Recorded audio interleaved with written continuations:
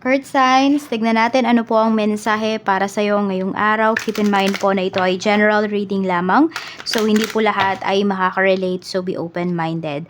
Sa mga hindi pa po nakasubscribe dito sa ating channel, please subscribe na po kayo and pa-like natin po ng ating video. At sa mga nais pong mag-avail ng ating private readings, ng ating Evil Eye Amulet, ng ating Tears Bracelet, makikita nyo po yung link sa description box.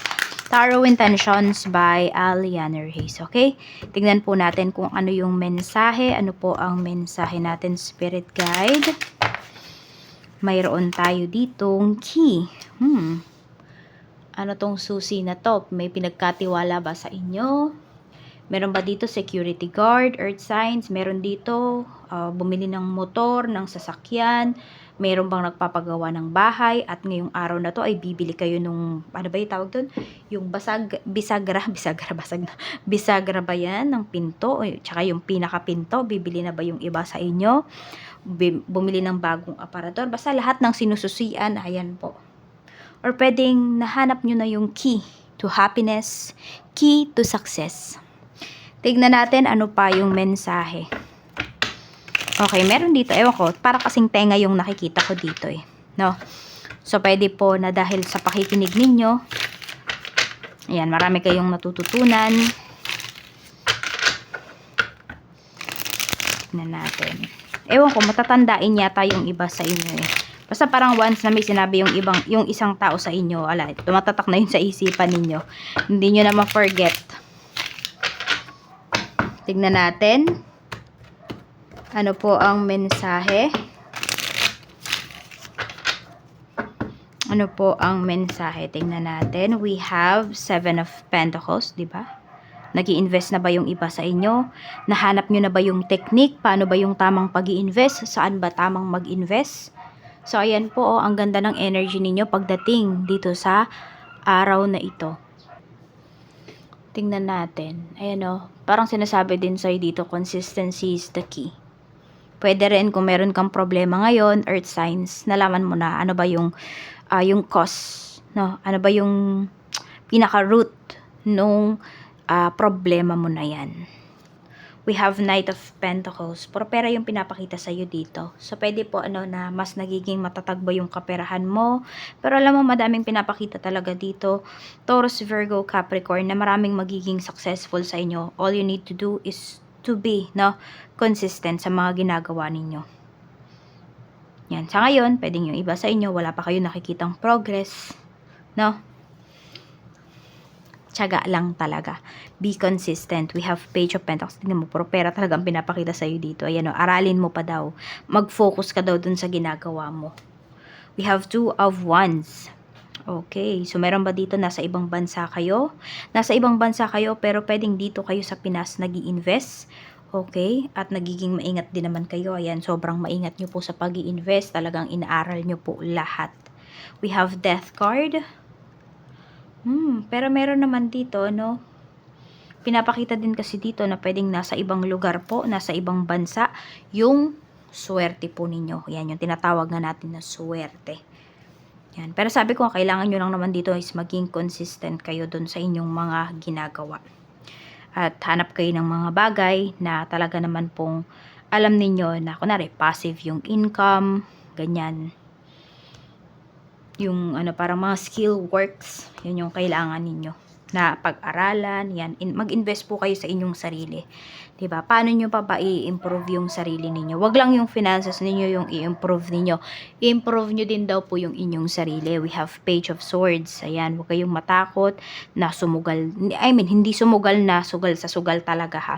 Kung hindi, wag kayong matakot na mag-invest po sa inyong sarili, na i-improve yung sarili ninyo. We have 9 of Wands. Okay, parang meron dito ayaw makipag-usap sa'yo. We have 6 of Wands, or meron ka bang inaalok dito ng magandang trabaho, pero ayaw, or baliktad, sa'yo may nag-aalok ng magandang trabaho, pero ayaw mong, ano ba yun, parang hindi ka open-minded. We have the Moon. Ayan. We have Wheel of Fortune. So, medyo maging maingat lang daw po kayo dito. Yung tipo bang kung ano yung pinagkakakitaan po ninyo, lalo na kung hindi nyo naman kailangan i-advertise yan, huwag nyo na pong i-post sa social media. We have the Hanged One. Yan. Bakit? Kasi every time na pinopost niya sa social media, it's either hindi siya nangyayari.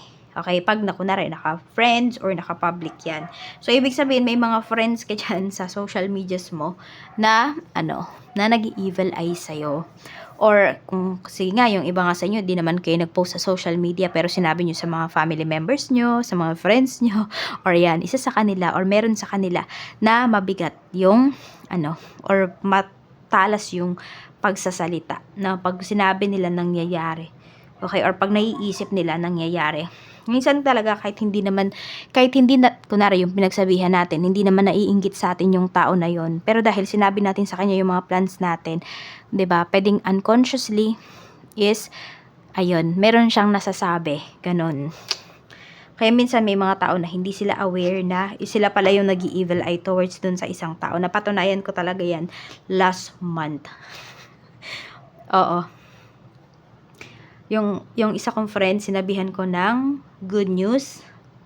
Tapos, siguro the next day, may nangyari.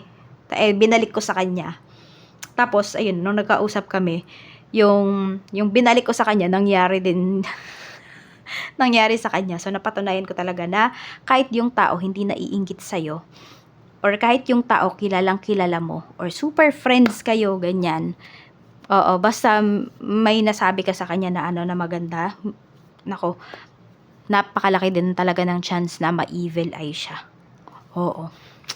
Kaya mag-iingat kayo. Nagkwento pa, no? Wala lang kasi tumutugma kasi dito eh. Kaya kunento ko sa inyo. We have 6 of Cups. We have 7 of Cups. Ayan, meron ba kayong matagal ng desire dito? Matagal na kayong may gustong bilhin? Meron dito parang nakakapag-stock na po kayo ng mga groceries sa bahay. We have the World. Meron din dito, meron kayong marireceive na pera. Pwedeng galing po yan sa ibang bansa. So, kung meron kayong mga family members na nasa ibang bansa, ayan, pwede po na magbigay sa inyo. It's either regaluhan kayo, ganyan. Tignan natin, ano pa yung mensahe. Spirit guide, mensahe pa po natin. Ano pa yung makikita natin dito na mensahe? Okay, so meron bang gustong bumili ng sasakyan? Or ayan, makakabili na nga yata yung iba sa inyo ng sasakyan. It's either yung iba po sa inyo bago matapos yung taon na to, tsaka kayo bibili. Pero din akong nakikita dito. Okay. Ito. Meron kayong iniingatan eh. Siguro nga, yung mga pinagkakakitaan po ninyo, hindi nyo na talaga sinasabi ngayon. Nag-iingat na kayo. Okay. Ayan po, kung meron naman kayong inaayos dito ng mga papeles, mga, kunwari, documents yan ng bahay, so pwede po na mapapasa kamay nyo na yung titulo, yung susi, pwedeng ibibigay na yan sa inyo ngayong araw. Meron naman, pwedeng visa nyo ito, ma-approve po siya. Tingnan natin ano pa yung mensahe. Hindi ko din alam, meron ba dito, inaayos nyo na yung sa burial pa ninyo? Ay, hindi.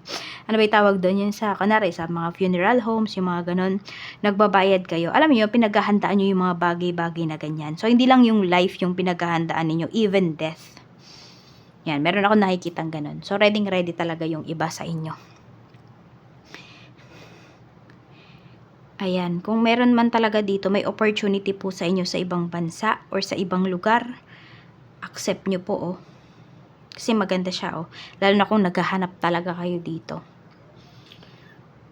Tingnan natin, meron pa bang mensahe? Ayan, oh, merong may tinatago talaga sa'yo dito, eh. Kaya lang nako-confuse ka, kung yung tao ba na yun may tinatago sa'yo or wala. So, pag yun yung nararamdaman mo, merong tinatago sa'yo yung tao na yun. So, ayan lang po ang mensahe para sa'yo ngayong araw. Maraming salamat po. Mag-iingat kayo always and more blessings to come.